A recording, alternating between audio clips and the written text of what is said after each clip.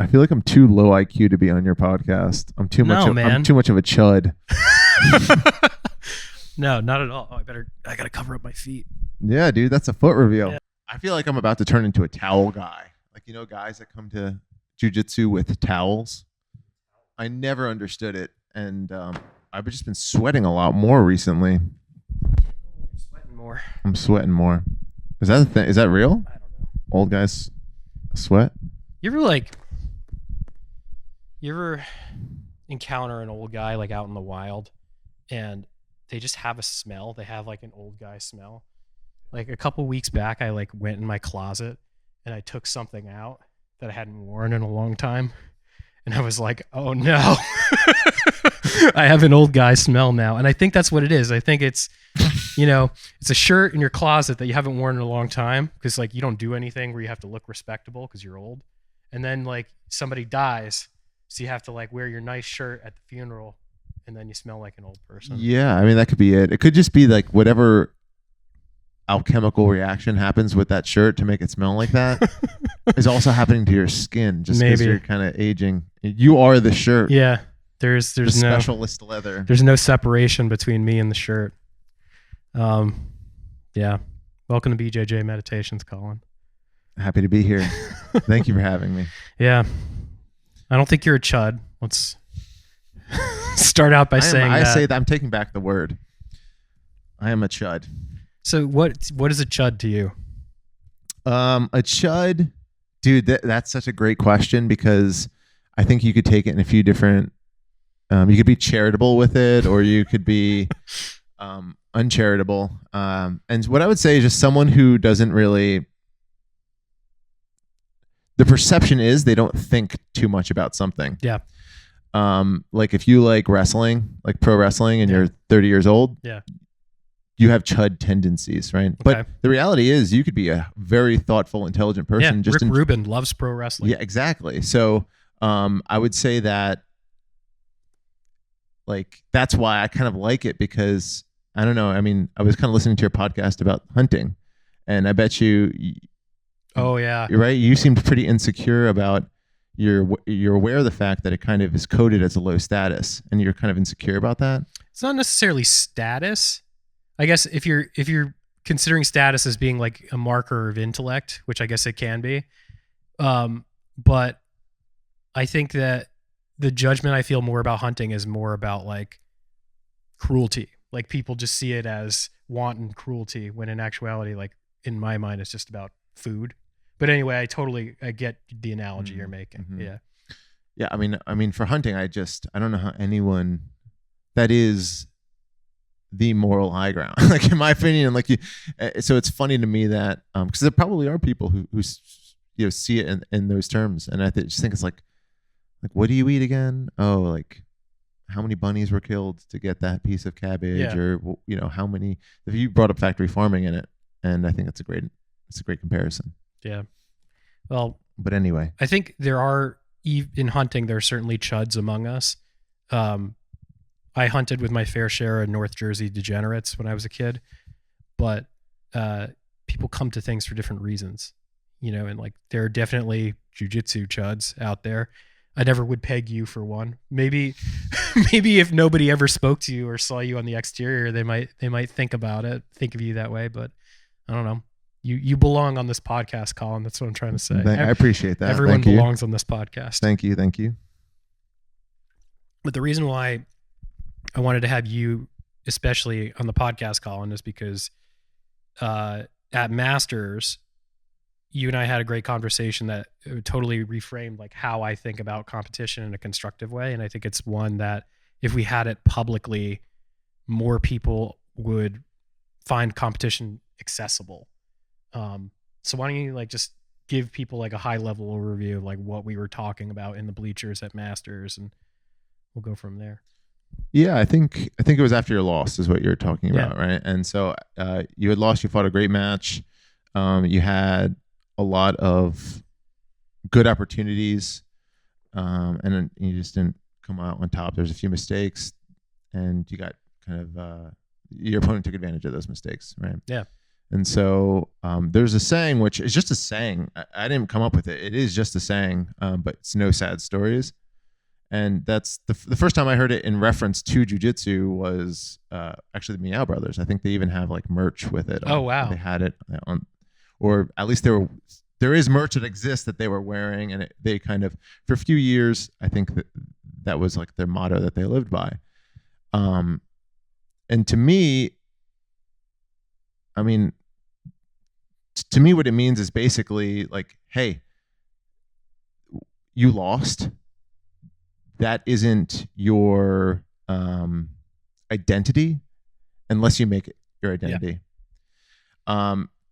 I think very often in this sport, especially, but probably in other walks of life, you see people who, like the guy who loses, and they make a big deal out of it, and it's this performative expression. And to me, it's really lame, because I feel like when people do that, or like when I do that, I'm not immune to it. I'm like trying to control my perception, your perception of me, by making a big deal that I lost, like as if that shouldn't have happened. And it's like, well, it did happen. And so what? Yeah. It's like any self-flagellation that you heap on your shoulders while you're going through that. It's really not about you. It's about trying to control how other people think about you. Yeah, it's not honest. Yeah. That doesn't mean you can't be disappointed. Yeah. You can definitely be disappointed. I was disappointed. I got armbarred by someone I don't think I should have been armbarred by, right? Or whatever. But it happened. Yeah. It kind of reminds me, I was my parents, they're creatures of habit. And so they'll go to the same restaurant at the same time unintentionally, like on a regular basis. Like like in high school, every Thursday they would go to Ruby Tuesdays on Route 1. It wasn't a plan. It wasn't a tradition. It's just like, they're just such creatures of habit that they made friends with this waiter. And this has happened multiple times where they'll make friends with a waiter, and the waiter will take their breaks sitting with us as a family and just talk. And this guy was a boxer. He was like a flyweight boxer. He was in great shape, but he had hand injuries, and so he didn't box anymore. And he said, I ran for the first time in years, like the first time I did road work, and he ran slower than he used to, obviously, when he was in fight shape. And he said, and I started throwing my hands. I was huffing and puffing. I had my hands on my hips. I was cursing out. And then I realized there ain't nobody around here to even see me get mad. Like, what am I doing? And that was like the first time I realized, I was like, oh, so people can just be almost faking an emotion to elicit a reaction from other people. Yeah. So. Yeah. I think people feel the need to perform. And there's certainly a performative aspect of jiu-jitsu, especially if you come into it as somebody who has struggles with like self-esteem, or you have an extrinsic motivation about your jiu-jitsu. Like if you don't get signals from people that they approve of what you're doing, or that they like you, then you feel like a failure. But fortunately, like I've never felt that way. So I guess like hearing you say that, it makes total sense. Like I've observed that pattern of behavior in a lot of people. Yeah. And I just think like I didn't expect for you to do that or anything, but it's like when I really respect and love people, I don't want to ever see them in that way, because it just is puts such a bad taste in my mouth. So I don't know what that says about me. It was like, just before you do anything, no sad story. Yeah, get over this, man, because we're going to go out tonight and have a good time. Like, you're not going to drag me down. Yeah, I mean, yeah. Well, that's like, I say that half jokingly, the not drag you down thing, but I talked about this on a previous podcast. You're in like the most fucking ridiculous place in the world, arguably. Like the whole thing is this it's a city that's basically a carnival the size of an entire city, where adults can do more or less whatever they want with very little consequences. So like, how many times in your life are you going to be in a place like that? And I'm not saying like go once out a year. For me now, once a year. I'm not saying go out and like do immoral shit or anything like that, but I'm saying like it's a spectacle, just the same as going to the Grand Canyon is a spectacle, or going to even being at Worlds and participating in that, regardless of the outcome. Like that's a spectacle. That's an event. Like, don't you want to experience that? Pores open. And like, I know a couple people who like had really hard setbacks, had hard defeats at Worlds, and they they didn't react that way. Like they went out, they enjoyed the whole experience. They saw the city. They had a good time with their friends. And it just feels like, I hate to use the word privilege, but like we're all kind of coming to this place where we have enough money and we have an opportunity to go and do this thing that's extremely absurd. So like, why turn it into a sad story? 100%. Yeah. I mean, it is like, I don't know. I mean, maybe there's someone building a career off of winning Masters Worlds somewhere. Yeah. But really, that's not what it's for. So yeah, I mean, it does seem like a lot of gym owners, a lot of professionals, a lot of people who have lives, and this is their kind of big event of the season.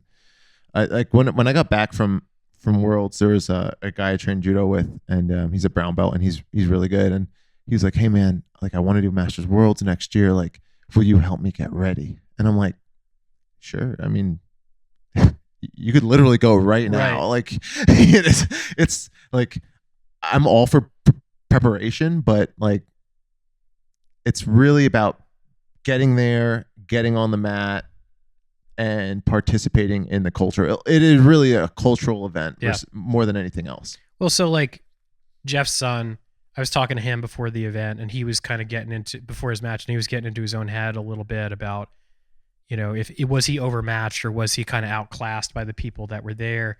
And I was like, dude, everybody paid their $120. That's literally all it takes is you're registered with the IBJJF, you have a membership in good standing, and you could afford to get there, and you could afford the price of registration.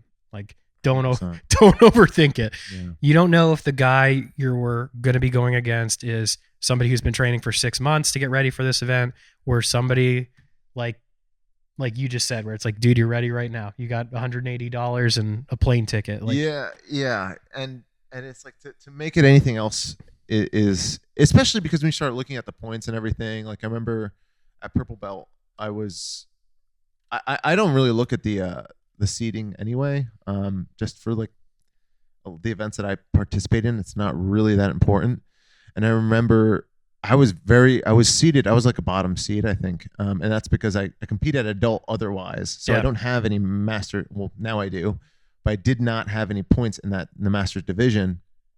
And so it's like, I'm not unique. There are other guys who compete at adult, but they have the same affinity for masters, worlds, or world master. And so it's like, if you saw them on the paper, they'd be like, okay, this guy's a bum. And then it's like, no, he's actually the best guy in the bracket, you know? Yeah. I mean, I say this all the time that I think in every gym in America, there's that one guy or girl who, like, if they competed, they would just wipe the floor with everybody. But for whatever reason, maybe their life circumstances don't allow them to compete. Well, you might run into that guy or girl in your bracket. They might have like a bum seed, like, oh, I'm fighting the 65th seed in like a 100-man bracket or whatever. But like, it doesn't matter. They could be a killer and you just don't know it. So like, why get in your own head about it? Totally. Yeah, no, I agree 100%. And I did have a good time. I thought, even though we both lost first round, I think we just took L's like left and right. Yeah, the whole team did, unfortunately. But I mean, I had zero expectations for, like, I was hoping I could at least win a match, but realistically, like, being a brand new black belt, not having competed for like 2 years, I went into it, I feel like, with a sober mind in terms of like possible outcomes and what my performance goals were. And the only real concrete goal I had was to just be more relaxed. And I felt like I was able to do that, to the point now where, like, the prospect of competing more doesn't fill me with dread. It's actually something that I look forward to, because, like, I had a good time, and I had a good time in large part because of what happened then, and also how I've thought about it afterward, which is like, why am I going to tell myself a sad story about this? Yeah. Like, it gave me all this useful information about shit I need to work on that, like, I otherwise wouldn't have had. And it's been awesome to just have that really razor sharp focus the past few months in terms of, like, working on my passing and working on all the other things I've been working on. Like, that's a gift. Yeah, and the other thing is in this sport, like no one cares about your losses. They only care about your wins. That's such They a good do not point. care. Like the the best guy, Gordon Ryan, right? We'll say Gordon Ryan. The best guy, right? He has losses at black belt. Multiple losses against the same person, in fact. Yeah, and he's got him back a little bit. But it's not an untarnished record. Okay, that doesn't mean he's not the best in the world. He is. There's no one disputing that really. Mikey Musumeci, someone I look up to quite a bit. He has recent losses at black belt. Um, but no one remembers. No one cares. Yeah. No one cares. Do you think that's because everyone like wants you to succeed? I mean, I'm sure there are plenty of people who want Gordon to fail just because Totally. he's There's a got a ton big of people target who on want his to back. fail. But like, does anybody want like Mikey to succeed? Like or to fail rather? Like he seems like a really good guy, or like even just people. Like if I think about people I've trained with over the years who like maybe I wouldn't be friends with them outside of a jiu-jitsu gym, or like maybe I just flat out don't like them. Like I still want them to succeed. I don't want them to lose. You know what I think it is? I think it's a lot simpler than that. I think it's just the root. We have super fights, but the root of jiu-jitsu is a tournament. Yeah. It's an individual tournament based events, right? So there is only one winner, and that means all like the top guys. There's only ever going to be one winner in the bracket. So there's periods of dominance, like thinking like Buchecha, Gordon right now. But that's not permanent. Yeah.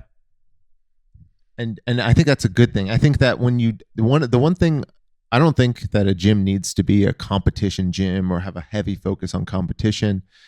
But one of the things that happens when you don't have a lot of competitors in a place is I think they kind of forget that. So at a competitive gym, I feel like everyone takes losses. Like almost it's like more people lose than win, with the exception of I don't know. You'd have to look at the numbers with AOJ, but I mean Tynan just lost, so anyone can lose, and everyone does. Yeah.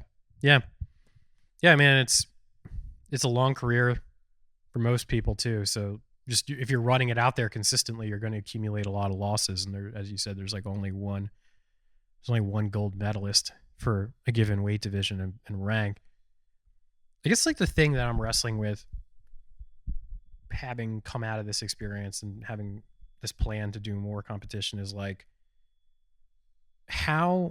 what's the right mindset going forward? Because on one hand, no sad stories, I think it's extremely constructive, but there's also a little bit of like tacit acceptance of like less than perfection, right? And then the other side of that is this obsession with perfection.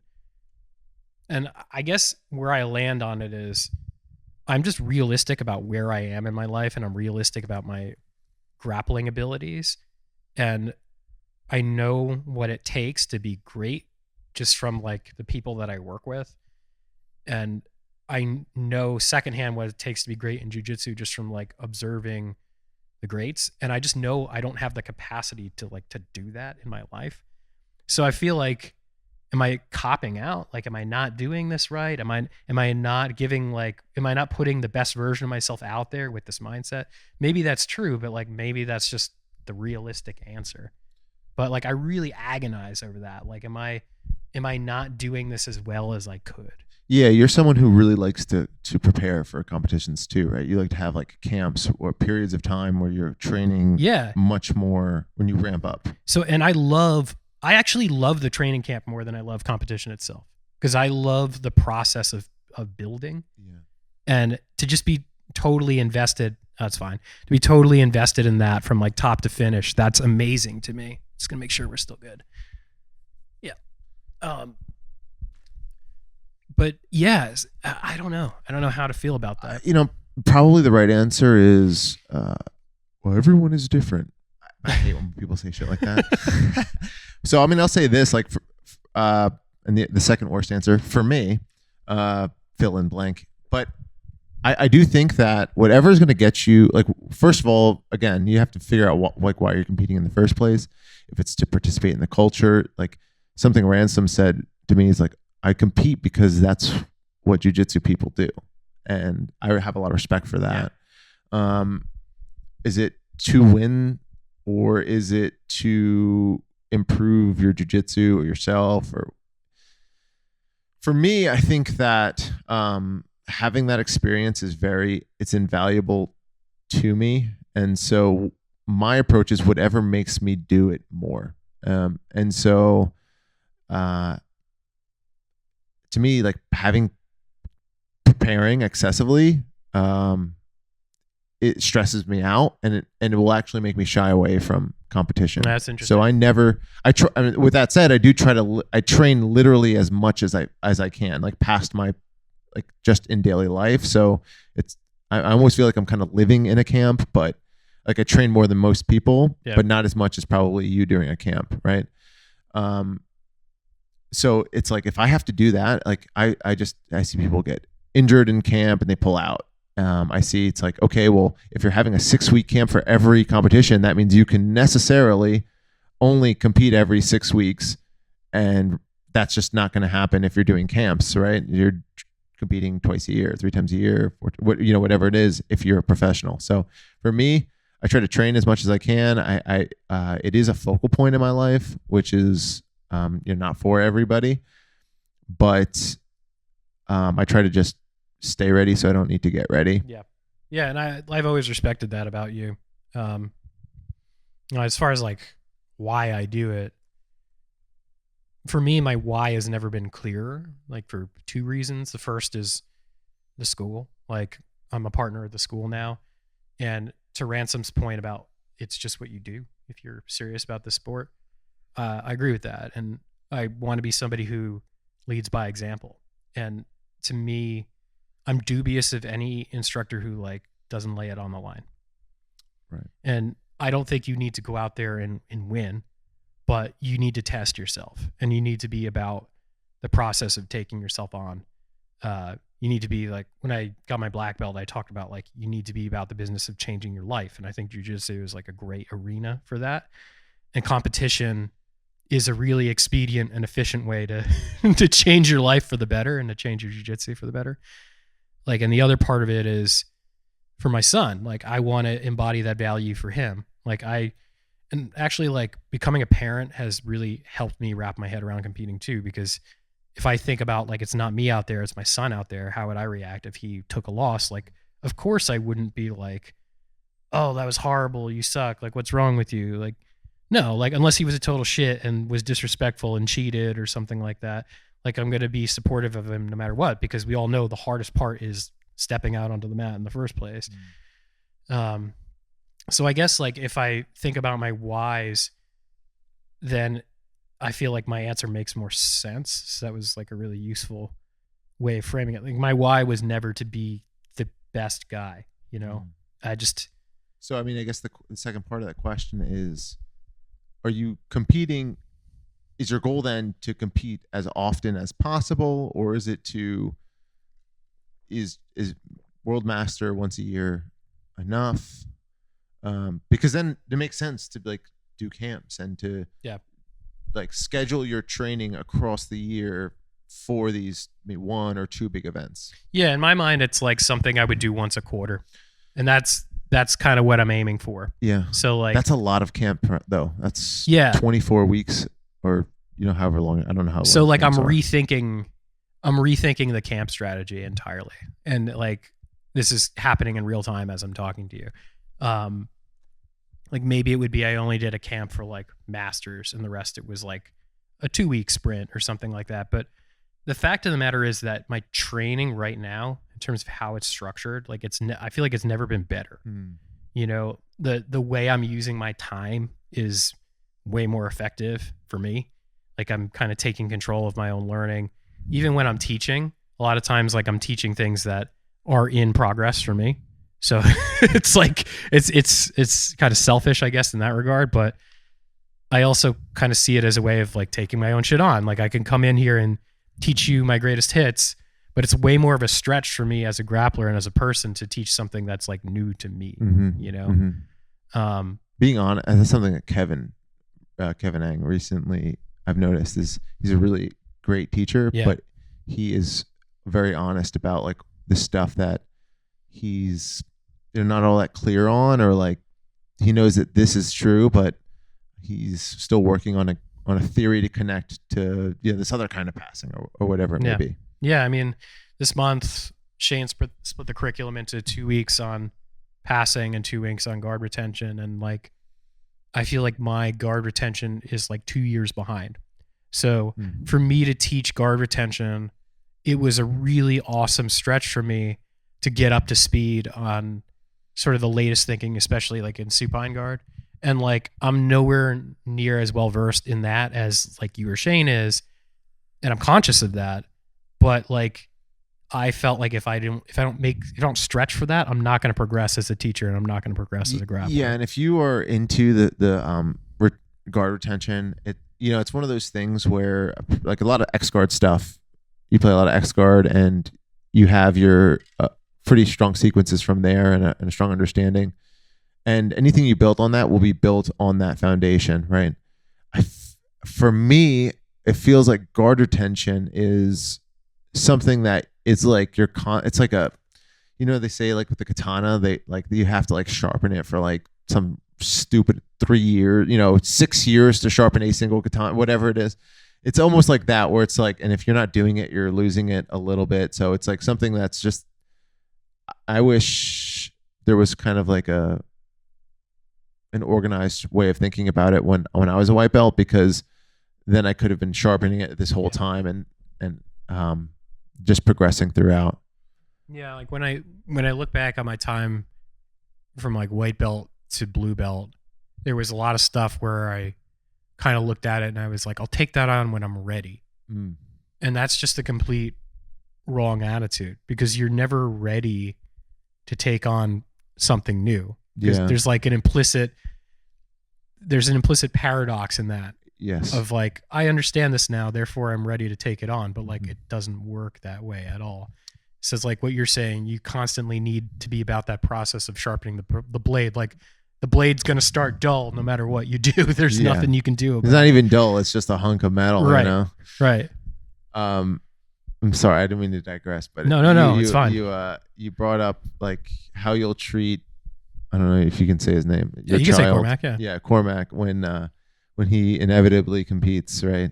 And it just gave me like, I was just laughing to myself when you said that, because jiu-jitsu parents are honestly, dude, they're okay relative to what I've seen at judo tournaments. Oh yeah. I've got so many stories. I remember one kid didn't shake the hand of the other kid, which to me is actually a big deal, but his coach, who isn't his father, as soon as the kid walked off the mat, grabbed him by the neck and like this. Oh my God. And dragged him over to the kid to shake the hand, and then slapped him in the back of the head, because they're all basically like Eastern European. You're from some kind of satellite country or Russia, Yeah. I've heard stories. I remember this. I didn't see this, but a kid, he was sitting down like we are right now after a loss, and this is really bad. It's not funny, but his coach took like a big swig of water, standing up, and just went, oh God, spat it on his head. That was his coach. So, I mean, if there are two things the second thing, you probably shouldn't do either of them. Yeah, I'm pretty sure all those are child abuse. But that's the type of stuff you'll see at a judo tournament, at least in the tri-state. That's crazy, man. Yeah. That's not me. That's not my style. I know it's not. How do you feel? Do you think everybody should compete? Or do you think it's something that you're either called to do or you're not? It's hard because I think everyone should compete at least once. If someone said, I really don't want to compete, and they have no excuse other than fear, I wouldn't push them at all. So I don't feel that strongly about it, but I do think it would be helpful if everyone competed, unless, you have some kind of serious condition of some kind that prevents you from doing it. I've seen a lot of, I know I have a child as well, and I know she will be competing at least once. Yeah. You know, I'm not trying to be a jujitsu parent. I don't care if she doesn't like jujitsu. It's just such a beneficial experience. I feel like I'm reaping the benefits now, just with like even at work, you know, just being unafraid to have a meeting. I don't know the product very well yet because I'm new to this new company, but I can meet with a customer and, you know, kind of like the way you and Kevin might be, where you're just honest about where there's gray area and being transparent. I think that's a superpower. And I think I wouldn't have that unless I, you know, had some guy amped up and trying to hurt me. You know, that's me personally. Maybe other people aren't the same. No, I mean, I feel the same way. Like there's, it cultivates so much resilience, and you walk through that fire enough times and survive, and you're like, yeah, whatever work is going to throw at me is really like nothing compared to this. Or I feel like becoming a parent was that in an even bigger way. Like I think back to the night when Cormac like woke up in the middle of the night and couldn't breathe. It turned out it just was croup, and like I'd never seen croup before. But that like was freaking me out. It freaked me out. You know, threw him in the car, drove to like the hospital in Plainsboro at like 100 miles an hour, and like we got through it, and it ended up being nothing. And you know, like I think back to that, and I'm like, yeah, I'll never be more afraid than that. What do you do for croup? Nothing. It needs to. They might give me like a nebulizer or something like that. But it's just like, honestly, one of the best things you can do is bring your kid outside. So especially in the summertime and the air is moist, they get that nice humid air in their lungs, and it opens up their airways again. Gotcha. All right, that's good to know. I'm putting that in the back of my mind. Because it'll probably happen at some point. I don't think Nelly that ever happened with her, but that would freak me out, dude. Yeah, the first time you hear it, you're like, what the fuck is that? Yeah, a lot like that. Shit. The other thing too is a lot of times if they just sit up for a little while, it'll help. Okay, yeah. But yeah, it's one of those things where like it's not that serious, but if you've never seen it before, it's scary as hell. And yeah, I'll never be more afraid than that, hopefully. You know? yeah, if all goes well, if God like, is good. Compare that to like a jiu-jitsu match, like that was nothing. Yeah, you know, right. The jiu-jitsu match is nothing compared to that. Yeah. It's all about perspective, I guess. Yeah, just wait till I remember the first time I was in a judo match. And it was like, it's like all the same kind of fear as jujitsu, except like you can't sit to your ass, you know? Yeah. So you know it's going to end with, usually it ends with someone's back hitting the mat or a shoulder or something. So it was much, and so the people are much more even amped than in jujitsu, really. Like it's like, dude. The crazy thing about judo too, I've never been to a match, but like I see pictures from your matches and I've seen some videos. It's like you're talking about these people are so amped up like it's the Olympics, but like a lot of times they're just fighting in like a high school gym with some mats, and like you get these medals that look like they got picked up at Party City. Yeah. It's even more like low budget than the IBJJF. Dude, if you think that jiu-jitsu is like low budget Bush League, even the local, like even compared to like your grappling industries, your Nagas, like those make most judo tournaments that I've experienced. You know, I've been to a few. It makes it look like the Olympics. Like it really does. It is not. There's no, dude. I remember one time. Just the stories. It's crazy. Like I was at SummerSlam, and that's in Patterson at JFK High School. SummerSlam also sounds like a WWF. Yeah.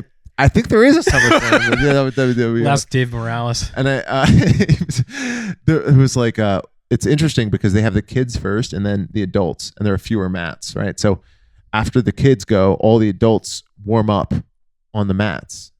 And like some people start by jogging in circles, you know, and then you do fit-ins, right? Yeah. But Tony Kamal, who's like a staple in like the New Jersey scene, judo scene, it's his tournament, and he's like just very amped up guy, and the mic is like clipping like crazy, and he's like, all right, this ain't a fucking track meet. Get your fucking Moochie Comey in, blah blah blah, get your fit-ins in. And it's just like yelling, and it's like in JFK High School, which is absolutely falling apart. It's in shambles. It's a real kind of criminal.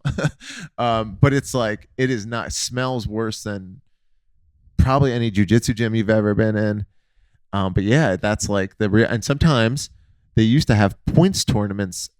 So like you would have your adults, like your novices, you have your brown belts, black belts, and then you have like the elite class, which is like, they used to be for points, but you'll get guys like Georgian world champs because there's a Georgian school. And so it's like serious, sometimes it's serious matches and just the crappiest Some conditions. guy is going to like put you through the parquet floor. Yeah. I mean, I'm not going with them. That's for the serious guys. But yeah, dude, it's not glamorous at all.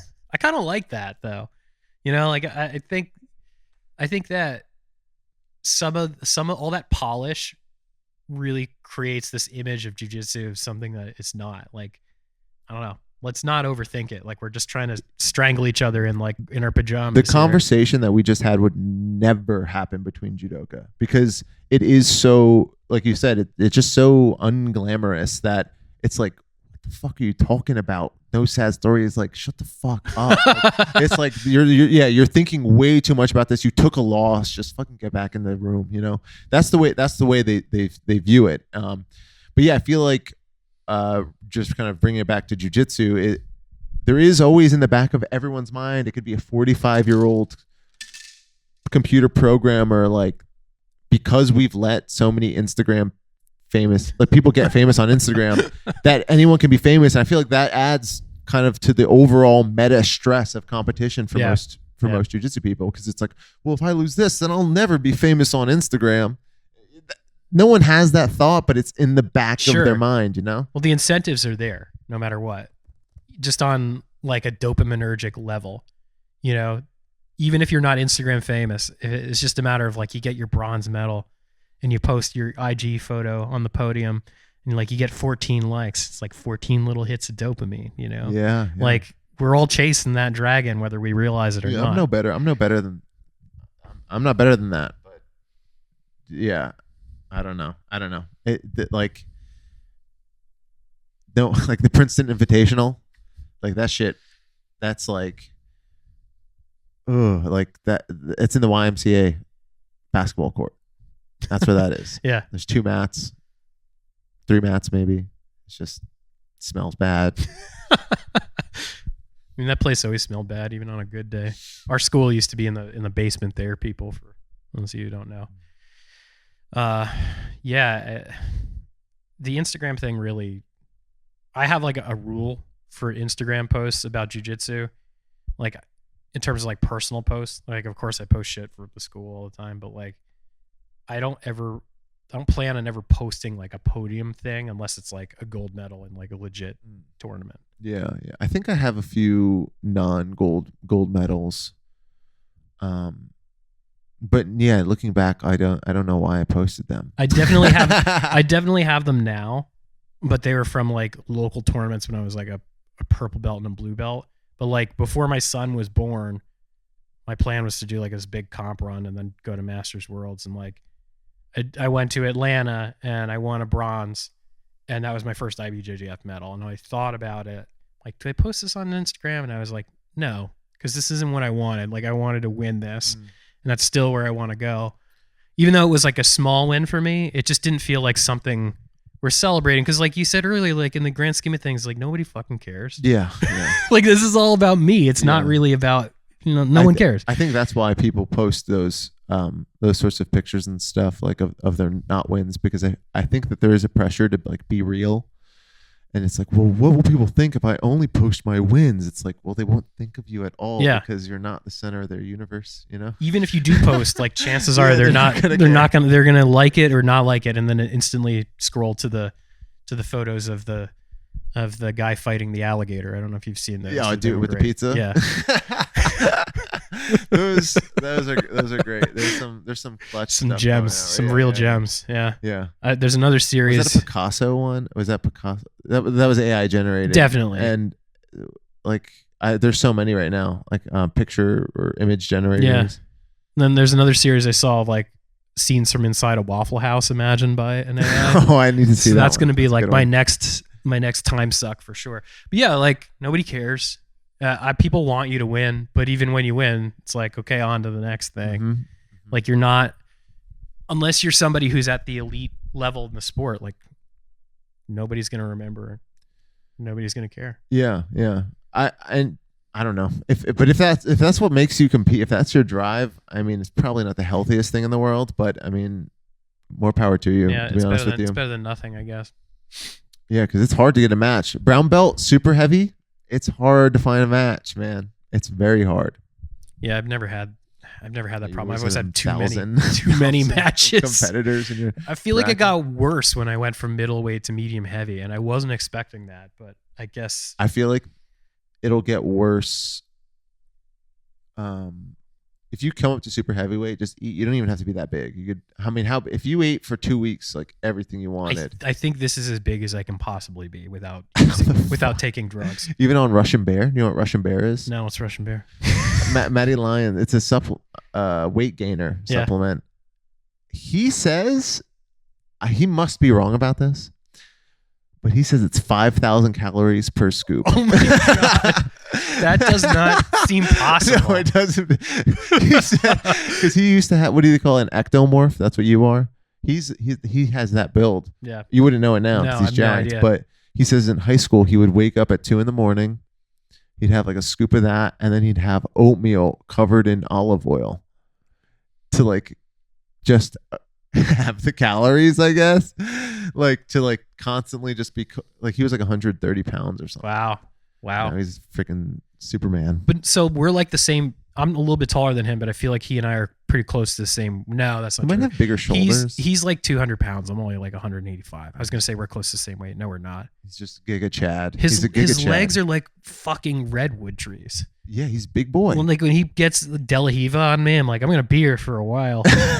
Get these redwood trunks wrapped around my legs. I'm not getting out. Yeah, no, he's strong, and he used to train with Nick Salas back in the day. Oh wow. When they were both like blue belts or something, and Nick used to lift too, but he would always be like, "Dude, Nick was so strong." I'm like, I'm not trying to hear about who's strong from your ass, dude.